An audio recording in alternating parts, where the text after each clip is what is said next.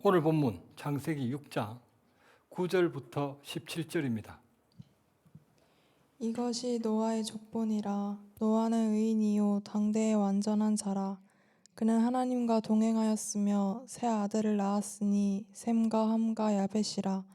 그때 온 땅이 하나님 앞에 부패하여 포악함이 땅에 가득한지라. 하나님이 보신즉 땅이 부패하였으니 이는 땅에서 모든 혈육 있는 자의 행위가 부패함이었더라.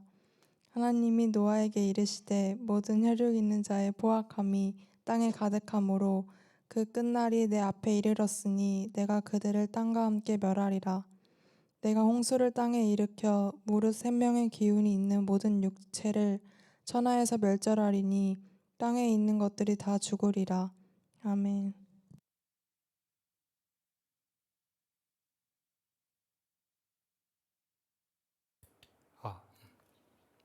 최초의 인류 아담과 하와가 에덴에서 선악을 알게 하는 사막나무의 열매를 먹는 원죄를 범했습니다. 자기가 마치 하나님이나 된다는 듯 선과 악, 좋은과 좋지 않음을 그분 말씀이 아니라 자기 생각과 자기 느낌대로 자기에게 유리하면 선이고 좋은 거며 자기에게 불리하면 악이고 좋지 않은 걸로 판단했습니다. 그 이후 여호와께서 사람의 죄악이 세상에 가득함과 그의 마음으로 생각하는 모든 계획이 항상 악할 뿐임을 보시고 땅 위에 사람 지음을 땅에 사람을 지으셨음을 한탄하사 마음에 근심하시고 이르시되 내가 창조한 사람을 지면에서 쓸어버리되 사람으로부터 가축과 기는 것과 공중의 새까지 그리하니니 내가 그것들을 지었음을 한탄함이라. 그 결과로 노아 600세 때 홍수가 일어나 물이 모든 지구의 지면을 덮었기 때문에 방주에 올라탔던 노아 가족 외에는 전부 다 죽었습니다. 통계학자들에 의하면 홍수 이전에 나오는 족보에 언급되는 사람들의 평균 수명 912세와 홍수가 창조 후 1656년 만에 일어났던 사건임을 감안한다면 당시 인구는 최소 10억에서 100억 이상이었습니다. 지금의 세계 인구와 비슷한 사람들이 홍수로 죽었던 겁니다. 그런데 아담이 130세에 셋을 낳았고 800년이나 지내며 자녀들을 낳았고 930세에 죽었고 노아 600세 때에 지구의 모든 땅을 다 덮었던 그 엄청난 홍수가 일어났다는 그런 황당한 이야기들을 어떻게 믿느냐고요? 대초에 하나님이 천지를 창조하시니라. 땅이 혼돈하고 공허하며 흑암이 깊음 위에 있고 하나님의 영은 수면 위에 운행하시니라. 하나님이 이르시되 빛이 있으라 하시니 빛이 있었고 하나님이 이르시되 물 가운데 궁창이 있어 물과 물로 나뉘라 하시고 하나님이 궁창을 만드사 궁창 아래의 물과 궁창 위의 물로 나뉘게 하시니 그대로 되니라. 천지 창조 당시는 지금과는 달리 궁창 곧 창공 위의 물과 창공 아래에 물이 있었습니다. 창공 아래의 물 곧 강과 바다도 있었지만 지구를 둘러싸고 있었던 창공 위의 물 곧 엄청난 수증기층의 물도 있었습니다. 홍수 때 지구를 둘러쌌던 그 엄청난 수증기층이 땅으로 다 쏟아져 내렸고 8장 2절 지하수도 솟구쳐 올랐기 때문에 지구의 모든 땅이 물로 다 덮일 수 있었습니다. 성경 말씀 시편 104편 6절부터 8절입니다. 옷으로 덮음같이 주께서 땅을 깊은 바다로 덮으심에 물이 산들 위로 솟아올랐으나 주께서 꾸짖으시니 물은 도망하며 주의 우레소리로 말미암아 빨리 가며 주께서 그들을 위하여 정하여 주신 곳으로 흘러갔고 산은 오르고 골짜기는 내려갔나이다.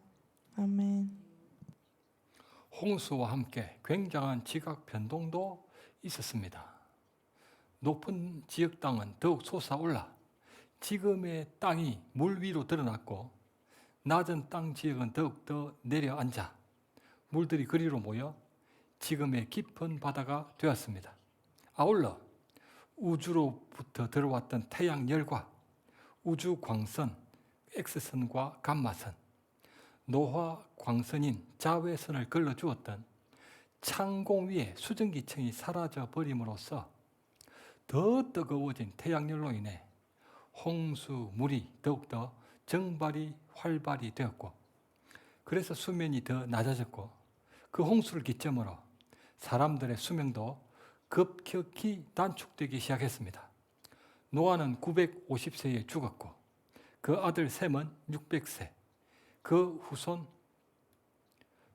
벨렉은 239세, 그 후손 아브람은 175세, 그 아들 이삭은 180세, 그 아들 야곱은 147세, 그 후손 모세는 120세, 그리고 그 후손 다윗은 지금과 비슷하게 70세에 죽었습니다. 노홍수 이전 사람들이 912년이나 살았다는 게 황당한 이야기가 아닙니다.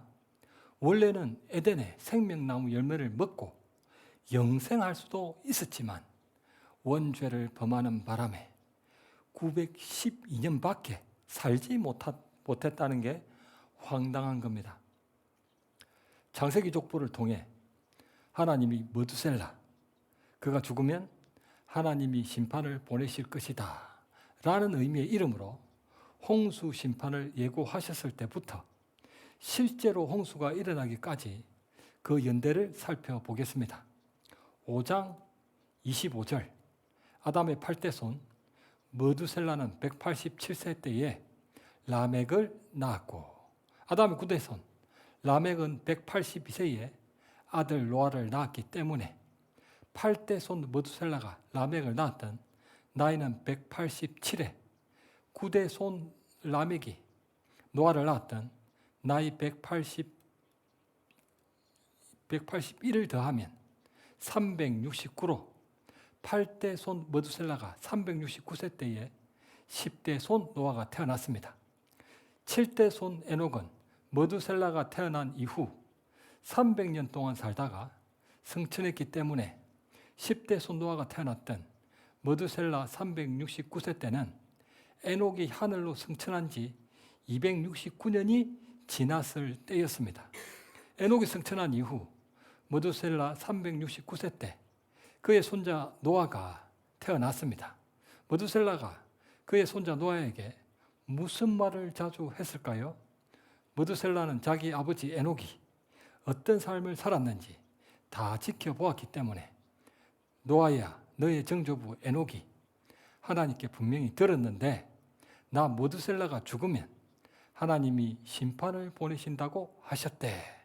그러니 너는 그 말씀을 입으로만 믿는다 말하지 말고 정조부 에녹처럼 하나님과 동행하는 믿음으로 그 심판의 때를 준비해야 돼. 그렇지 않으면 무서운 그 심판을 피할 수 없어. 손자 노아에게 말하고 또 말하며 귀에 딱지가 않도록 거듭 말했을 것입니다. 6장 9절, 이것이 노아의 족본이라. 노아는 의인이요 당대의 완전한 자라. 그는 하나님과 동행하였으며. 노아가 할아버지 머두셀라의 말을 제대로 알아듣고 그도 정조부 에녹처럼 하나님과 동행했기 때문에 의인이요 당대의 완전한 자라 하나님께 인정을 받았습니다. 그런데 머두셀라, 그가 죽으면 하나님이 심판을 보내신다고 하셨는데 하나님이 홍수 심판을 정말로 머두셀라가 죽었을 때 보내셨을까요? 7장 6절, 홍수가 땅에 있을 때에 노아가 600세라. 8대 손 머두셀라가 369세 때 10대 손 노아가 태어났고 노아 600세 때 홍수가 일어났기 때문에 노아 홍수가 일어났을 당시 8대 손 머두셀라 나이는 노아가 태어났던 머두셀라 나이 369에 노아 나이 600을 더하면 969로 머두셀라가 969세 때에 홍수가 일어났습니다. 머두셀라가 살아있다가 969세 때에 숨을 딱 거두자 바로 그 해에 노아 홍수가 터졌습니다. 7장 4절 지금부터 7일이면 내가 40주야 동안 땅에 비를 내려 모든 생물을 지면에서 쓸어버리리라. 7일 후에 홍수가 땅에 덮이니 노아가 600세 되던 해에 둘째 달 11의 날이니라. 2월 17일입니다. 하나님은 비가 내리기 7일 전 2월 10일에 노아가 600세 되던 해 2월 17일부터 비가 올 것이라 말씀하셨기 때문에 그 말씀을 하셨던 2월 10일에 머두셀라가 숨을 거두었을 겁니다. 바로 그날 손자 노아의 머릿속에는 할아버지가 자기에게 말했던 그 말이 떠올랐을 것입니다. 노아야, 나 머두셀라가 죽으면 하나님이 심판을 보내신다고 하셨대. 그대로 되니라. 홍수는 어느 날 어쩌다가 일어났던 게 아니라 한치의 오차도 없이 하나님 말씀 그대로 정확하게 머두셀라가 죽었던 바로 그 해에 일어났던 것입니다. 성경 말씀 누가복음 17장 26절부터 30절입니다. 노아의 때에 된 것과 같이 인자의 때에도 그러하리라. 노아가 방주에 들어가던 날까지 사람들이 먹고 마시고 장가들고 시집가더니 홍수가 나서 그들을 다 멸망시켰으며 또 롯의 때와 같으리니 사람들이 먹고 마시고 사고 팔고 심고 집을 짓더니 롯이 소돔에서 나가던 날에 하늘로부터 불과 유황이 비오듯 하여 그들을 멸망시켰느니라. 인자가 나타나는 날에도 이러하리라. 아멘. 예수님은 재림 때와 노아 홍수 때와 롯이 소돔에서 나갔던 때가 같을 거라 말씀하셨습니다. 노아 때 하나님께 홍수로 심판받기 직전 상태는 창세기 6장 자기들이 좋아하는 모든 여자들을 아내로 삼는지라 폭력을 앞세운 일부 다처였습니다. 하나님께 소돔과 고모라가 불과 유황으로 심판받기 직전 상태는 창세기 19장 소돔 백성들이 노소를 막론하고 원근에서 다 모여 그 집을 에워싸고 롯을 부르고 이르되 오늘 밤에 내게 온 사람들이 어디 있느냐 이끌어내라. 우리가 그들을 상관하리라. 그들을 상관한다는 말은 성관계를 맺는다는 의미이기 때문에 늙은이와 젊은이를 막론하고 가깝건 멀건 다 모여 강제로 때를 지어 범해버리고 동성과 혈육도 범해버리는 끔찍한 성범죄가 일어났습니다. 그런데 예수님이 말씀하셨던 건 사람들이 끔찍한 성범죄들을 범했던 상태가 아니었습니다. 그보다 더 끔찍한 상태였습니다. 노아 홍수 직전에 벌어졌다는 더 끔찍한 상태란 사람들이 먹고 마시고 장가들고 시집가고 사람들이 먹고 마시고 장가들고 시집가는 건 끔찍한 상태가 아니라 지극히 평범한 일상입니다. 소돔과 고모라에 불과 유황이 떨어지기 직전에 벌어졌다는 더 끔찍한 상태란 사람들이 먹고 마시고 사고 팔고 심고 집을 짓더니 사람들이 먹고 마시고 사고 팔고 심고 집을 짓는 것도 역시 끔찍한 상태가 아니라 지극히 평범한 일상입니다.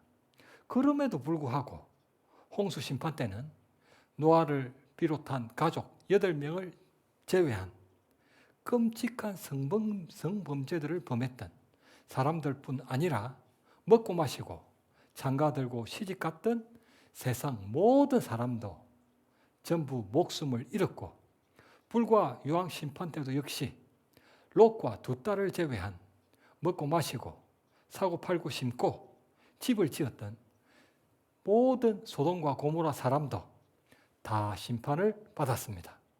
그렇다면 예수님이 말씀하셨던 끔찍한 성범죄들을 공개적으로 범했다는 그 상태보다 더 끔찍하다는 상태가 사람들이 먹고 마시고 장가들고 시집가며 사고팔고 신고 집을 짓는 지극히 평범한 일상이라는 것입니까? 그렇습니다. 사람들이 지극히 평범한 일상을 살았음에도 불구하고 노아 당시도 전부 다, 롯 당시도 모두 다 심판을 받았습니다. 딱히 죄로도 보이지도 않는 지극히 평범한 일상을 사는 게 대체 무슨 죄가 되길래 심판을 받았어야만 했을까요? 제가 이전에 성경 강해 집회를 위해 중국 연변을 방문했을 때 현지에서 고아원 사역을 하고 있는 조선족 목사님으로부터 들었던 충격적인 이야기입니다. 중국 내에는 북한에서 탈북한 탈북자들이 많이 살고 있는데 한참 탈북이 많이 일어났던 초창기 때에 그 탈북자들이 중국 공안에게 발각되어 북한으로 다시 끌려갔던 일에 대한 이야기였습니다. 북한으로 다시 끌려갔던 탈북자들은 짐승과 다를 바 없는 취급을 받는다고 했습니다.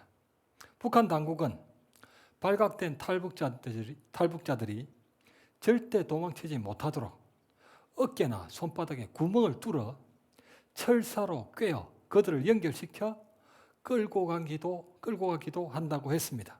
심지어 코를 꿰어 연결시켜 끌고 가기도 하는데 그렇게 북한으로 끌려가면 고문을 받고 사형을 당하거나 18호라는 정치범 수용소에 보내집니다. 경우에 따라서는 가족도 함께 그 수용소로 강제 이동이 되기도 하는데 그 이후 수용소에서는 목숨만 부지할 만큼 최소한의 식량을 주며 강제 노동을 시킵니다. 어떤 안전보장구도 없기 때문에 작업 중에 사고뿐 아니라 목숨을 잃는 경우도 허다하다고 합니다. 만일 반항할 경우에는 즉시 처형됩니다. 그래서 그 정치범 수용소에서는 매일 시체가 생길 수밖에 없고 시체들을 쌓아두는 곳에서는 쥐가 그 시체들을 뜯어먹는데 수용자들이 배가 너무 고픈 나머지 시체를 뜯어먹은 바로 그 쥐를 잡아먹습니다. 그것도 없어서 못 먹는다고 합니다. 돼지를 치는 어떤 수용자는 너무 배가 고파 돼지 먹이 중 음식 찌꺼기는 자기가 다 건져 먹고 돼지에게는 물만 주었다는 게 발각되는 바람에 사살되었다고 했습니다. 여자들은 더 비참합니다. 공산당원들에게 온갖 성적인 치욕과 성폭행을 당하기 때문에 임신을 피할 수 없습니다. 그 임산부가 만삭이 되면 끔찍한 방법으로 임산부도 죽이고 태아도 죽입니다. 제게 이 이야기를 해주었던 그 조선족 목사님은 고아원 사역을 하고 있었습니다. 탈북했다가 북한으로 다시 끌려간 부모들이 자신들은 끌려가더라도 자녀만큼은 절대로 끌려가지 않게 하겠다고 목숨을 걸고 숨겨서 중국에 남은 자녀들이 있습니다. 그 조선족 목사님이 고아가 되어버린 그 자녀들을 돌봐주는 사역을 하는 겁니다. 간혹 그 자녀들 중 하나가 훌쩍거리며 울고 있는 모습을 보기도 하는데 그 손에는 낡은 흑백 사전이 들려 있다고 합니다. 그 아이는 당시로부터 10년 전 4살 때 엄마랑 함께 자고 있는 중에 중국 공안이 들이닥쳐 엄마가 잠옷바람으로 끌려가 이후 다시는 보지 못했다고 합니다. 그래서 10년 전에 남겨졌던 엄마의 낡은 흑백 사진을 보고 너무 보고 싶어 우는 겁니다. 그 아이의 꿈은 경찰이었는데 엄마를 끌고 갔던 나쁜 사람들을 혼내주고 엄마를 구해내기 위해 경찰이 될 것이라 했다고 합니다. 북한으로 다시 끌려가는 탈북자들의 이야기는 온몸에 소름이 돋을 정도로 정말 충격적이었습니다. 북한의 최고 지도자로 김정은이가 집권한 이후로는 탈북하다가 잡힐 경우 더욱더 잔인한 벌로 다스린다고 합니다. 자기 백성들조차도 그렇게 잔인하게 대하는 북한의 최고 지도자 김정은은 지금 우리 대한민국을 호시탐탐 핵무기로 위협하고 있습니다. 그래서 우리 대한민국 군대는 국방력 강화를 위해 우수한 무기를 개발하는 등 최선을 다하고 있습니다. 그 중 하나가 바로 예비군 제도입니다. 예비군 제도는 법에서 규정한 기간 동안 의무적으로 사회활동을 중단하고 대한민국 정예 군인으로 군복무를 마친 이후 다시 사회활동을 하면서도 북한의 침략을 대비해 일정 기간 동안 예비 군인이 되는 겁니다. 군복무를 마쳤기 때문에 정예 군인들처럼 훈련을 받고 근무하는 건 아니지만 정해진 예비군 소집 날에는 예비군 군복을 입고 최소한의 훈련을 받습니다. 그런데 예비군들에게는 좋지 않은 습관들이 있습니다. 사회활동 중에는 공중도덕과 법을 잘 지키다가도 예비군복을 입고 훈련을 받는 그날만큼은 잘 지키지 않는다는 겁니다. 예컨대 담배를 피운 이후 꽁초를 아무데나 버리고 길에 침을 뱉기도 하며 무단 횡단도 하고 술에 취해 큰 소리로 소리도 지릅니다. 심지어 노상방뇨도 주저하지 않습니다. 부끄러운 짓을 하면서도 부끄러운 줄을 모릅니다. 왜 그리 얼굴이 두꺼워지는 걸까요? 대한민국 남자들은 평소 노상방뇨를 절대로 하지 않습니다. 만일 정장이라도 입고 있다면 더더욱 하지 않습니다. 그럼에도 불구하고 정말 이상한 건 예비군 군복만 입혀놓으면 거침없이 노상방뇨를 하는 괴물들이 된다는 겁니다. 예비군 군복을 입었던 그 남자와 정장을 입었던 그 남자가 다르기 때문입니까? 그렇지 않습니다. 그 남자와 그 남자는 동일한 사람임에도 불구하고 괴물로 돌변합니다. 가장 큰 이유는 예비군 군복을 입었기 때문일 겁니다. 군복을 입으면 누가 누구인지 잘 구별되지 않기 때문에 얼굴이 두꺼워집니다. 예비군 군복은 빌려 입기도 하기 때문에 그 군복에 붙은 이름이 자기 이름이 아닐 수도 있어 더더욱 그렇습니다. 이 사례는 사람에게는 죄를 지을 수 있는 특정한 상황과 조건만 주어진다면 누구라도 얼마든지 죄를 지을 수 있다는 걸 너무 잘 보여주는 사례입니다. 사람은 환경과 조건에 영향을 받고 살아가는 존재이기 때문입니다. 북한의 김정은이는 그보다 더 악할 수 없을 정도로 정말 악합니다. 그런데 여러분들 자신은 김정은이보다 더 낫다고 생각하십니까? 난 그래도 착하게 살았다. 남들의 피해 주지 않고 속이지도 않았을 뿐 아니라 도우며 살았으니 김정은이처럼 악하게 산 건 아니다. 과연 그럴까요? 사람이 환경과 조건에 영향을 받고 살아가는 존재라는 걸 감안해 봅시다. 여러분들의 할아버지가 북한을 건국했던 신처럼 추앙되는 김일성이고 여러분들의 아버지가 북한의 절대군주 김정일이로 김정은처럼 태어날 때부터 누구에게나 무엇이든지 마음대로 해도 심지어 사람을 죽여도 아무도 어쩌지 못하는 그런 보장된 환경에서 누리고 배우고 자랐다고 가정해 봅시다. 그렇다고 해도 여러분들은 절대로 김정은처럼 그렇게 악하게 살지 않으실 거라고 장담할 수 있습니까?